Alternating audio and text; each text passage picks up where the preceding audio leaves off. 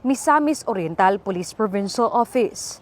Pinalakas ang operational readiness sa radio operations at maintenance. Pinangunahan ni Police Colonel Al M. Abanales, Acting Provincial Director ng Misamis Oriental Police Provincial Office.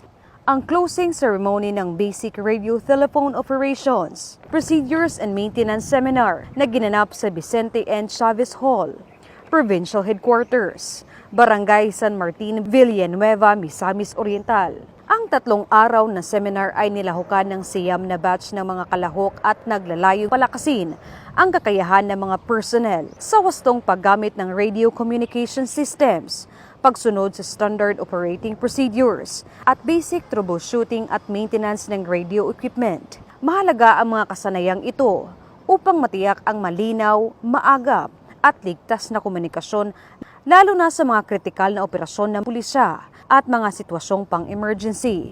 Binigyang diin din sa aktibidad ang patuloy na pangako ng more PPO sa capacity building at professional development bilang bahagi ng pagsusumikap na mahusay ang operational readiness at makapaghatid ng mabilis, maaasahan at epesyenteng serbisyong pulisya sa mamamayan ng Misamis Oriental. Mula dito sa inyong higalang pulis, Regional Office 10 Public Information Office. Ako ang inyong PNN correspondent, Patrolwoman Jane Rose Bohol, alagad ng batas, tagataguyod ng Balitang Pulis.